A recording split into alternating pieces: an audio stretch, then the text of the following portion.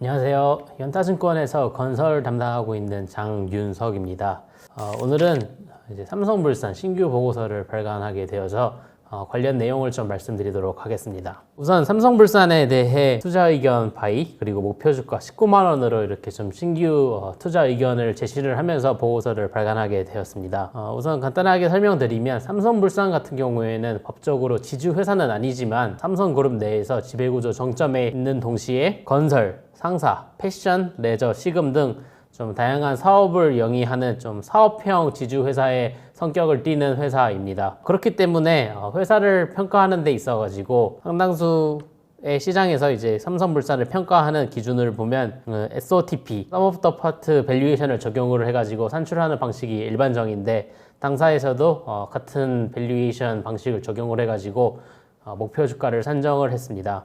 우선 사업 가치 같은 경우에는 이제 삼성물산이 영위 주기인 이제 건설, 상사, 패션, 레저, 식음 등에서 이제 예상되는 영업이익에다가 적정 배수를 적용을 해가지고 적정 가치인 10조 원을 산출을 했고, 그리고 이제 삼성물산이 보유하고 있는 자회사들이 이제 여러 개 있습니다. 그게 이제 삼성그룹 계열사들인데 보실 수 있겠지만 상장 자회사 같은 경우에는 삼성전자, 바이오로직스, 생명, SDS, ENA, 중공업 등에 대한 이제 일정 수분을 이렇게 가지고 있어가지고 이런 회사에 대한 가치들도 좀 반영을 해야 되는 상황입니다. 그렇지만 일반 주주의 입장에서는 사실 이런 좀 삼성그룹 내에서 지배구조 변화라던가 경영권 분쟁 등과 같은 만약 이벤트가 부재하다고 한다 그러면 이런 상장 자회사의 가치보다는 아무래도 영업 가치의 개선 가능성이 이제 주식으로서 좀 더 중요하다고 이렇게 판단을 하고 있기 때문에 저는 이런 삼성물산이 보유하고 있는 자회사 가치에서 삼성물산의 일반 주주 지분율인 66%는 좀 할인을 해가지고 자회사 가치에 대해서는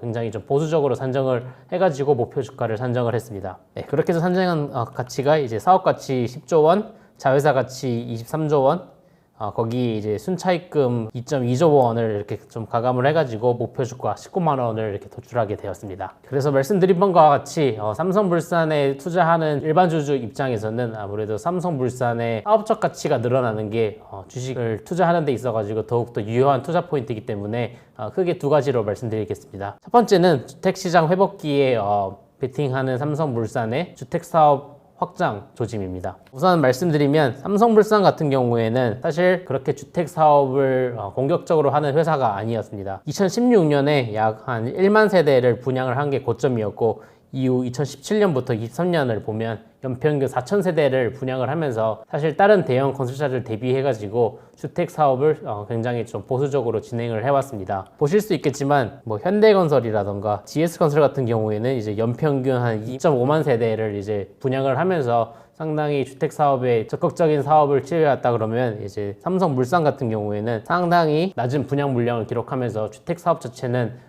굉장히 소극적으로 진행을 해왔다 이렇게 평가할 수 있겠습니다. 그래서 이렇게 좀 삼성물산이 사실 레미안이라는 아파트를 보유하고 있고 그리고 11년 연속 시공능력 평가 1위라는 건설사임에도 불구하고 이렇게 보수적으로 사업을 추진해온 배경에는 결국 좀 회사의 보수적 리스크 관리 기조가 주요했다고 판단을 하고 있는데, 그렇기 때문에 회사가 분양을 한 현장을 과거 데이터로 좀 분석을 해보면 서울 그리고 수도권과 같은 좀 수요 기반이 견조한 사업장에서만 좀 수주를 해왔다라고 판단할 수 있습니다. 2018년 이후부터 삼성물산이 시공한 단지의 평균적인 이제 청약 경쟁률이 확인이 되는데 그중 이제 17개 현장 중에서 16개가 10대 1 이상의 우수한 실적을 기록을 하면서 동사가 시공한 현장 같은 경우에는 지금까지 좀 우수한 수요 기반을 보여왔다 이렇게 확인을 할 수 있고, 그리고 이제 삼성물산이 올해 같은 경우에는 분양한 3개 사업장이 이제 2024년 전국 청약 경쟁률 상위 10개 단지 안에 포함되어 있을 만큼 삼성물산이 시공한 단지는 수요에는 전혀 우려가 없는 상태여가지고 삼성물산 같은 경우에는 미분양 물량이 아직까지 없는 상태입니다. 네, 그래서 이렇게 좀 수도권 중심의 공급은 사실 이익의 성장성이 낮다는 분명한 한계점이 존재하지만 또 안정적인 수익원이라는 장점도 있습니다. 그렇기 때문에 최근 다른 건설사들이 인플레이션으로 인한 높아진 원가율 때문에 수익성 측면에서 상당히 고전하고 있는 반면에 물산 같은 경우에는 원가율을 80%대 후반 그리고 90% 초반에서 유지하고 있기 때문에 영업이익이 감소한 다른 건설사들과 다르게 물산 같은 경우에는 2년 연속 영업이익 성장에 성공을 했습니다. 그리고 2024년 같은 경우에도 건설 부문만 따로 봤을 때 영업이익은 한 전년 대비 한 3% 정도 이렇게 성장할 것으로 추정을 하고 있습니다. 그래서 여기서 보실 수 있겠지만 물산 같은 경우에는 지금 2년 연속 영업이익 성장에 성공을 했고, 이는 좀 다른 건설사들과 다른 모습이다 이렇게 말씀드릴 수 있겠습니다. 그리고 이제 최근의 흐름을 보면 지금까지 소극적이라고 평가를 받았던 주택 사업 같은 경우에 최근에 좀 확장의 조짐이 감지되어 가지고 이 부분을 투자자들이 관심을 갖고 이렇게 좀 판단을 해야 된다고 보고 있습니다. 그래서 여기 보실 수 있겠지만 2017년부터 2022년까지 삼성물산의 주택 수주 잔고 규모만 보면 좀 지속적으로 이렇게 좀 축소 중이었지만, 최근 2023년부터 해가지고 물산의 주택 사업의 수주 잔고 규모가 이제 플러스로 전환을 하면서 주택 매출의 성장 가시성이 증가를 했다고 판단을 하고 있습니다. 그리고 2024년 같은 경우에도 물산이 지금 현재 추진 중인 3.4조 원, 그러니까 전년 대비 한 2.1조 원 증가한 규모의 시공권 확보 같은 경우에는 지금 이미 2024년 10월 기준으로 2.3조 원 이상을 확보를 했기 때문에 연간 목표인 3.4조 원 달성에는 충분히 가능성이 높은 상황이다 이렇게 판단을 하고 있습니다. 물론 이런 시공권을 확보를 한다고 해서 바로 이렇게 수주로 연결되는 건 아닙니다.